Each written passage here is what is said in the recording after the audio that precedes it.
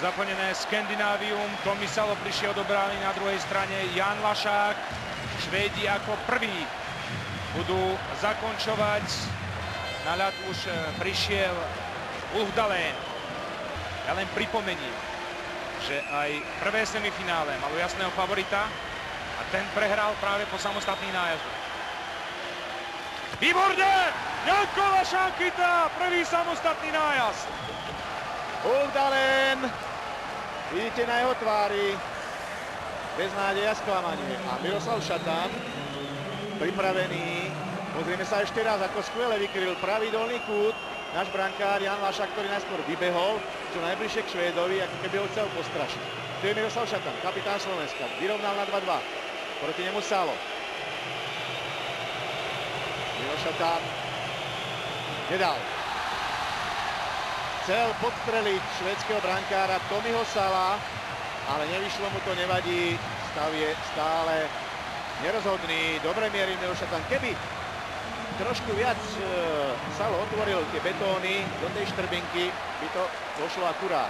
Druhým Švédom na samostatné jazdy je 29-ročný kapitán švédskeho týmu Jörgen Jönsson, hráč Färjestadu BK. Výborne! Tentokrát ľavý betón slovenského brankára zatiaľ nie je prekonaný. Ešte raz koncovka švédskeho kapitána. Vynikajúco Lašák. Do aby tam máme Petra Bondru. Peter Bondra, 5 gólov na šampionáte. Proti nemu Salo. Peter Bondra, držíme tu všetci palce, celé Slovensko. Nedal.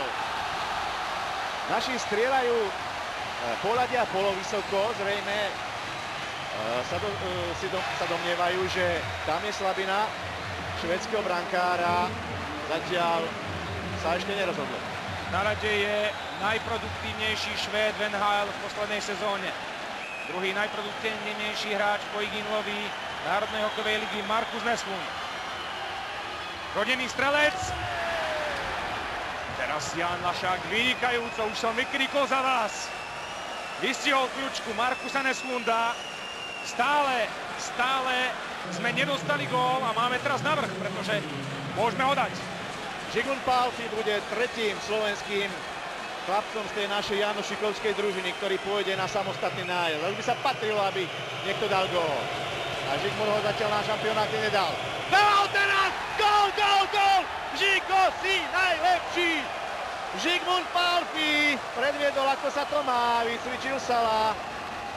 Šum hore, áno, do pravého vinkla, takže tam je možno slabina švédskeho brankára, ktorú odhalil teraz náš Zsigmund Pálffy. Vedieme 1-0. Hardy Nilsson posiela na štvrtú sériu obrancu Magnusa Johanssona. Lašák! Fantastický! Jano chytil aj štvrtý nájazd. Teraz, ak dáme gól, postúpime do finále majstrovstiev sveta. Ešte raz. Teraz alebo niekde Richard Lindner.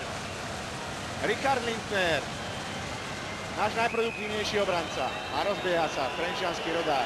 Liško, nech ti to vyjde. Dáva gól! Sme vo finále! Rusko, Slovensko. Sobota 11.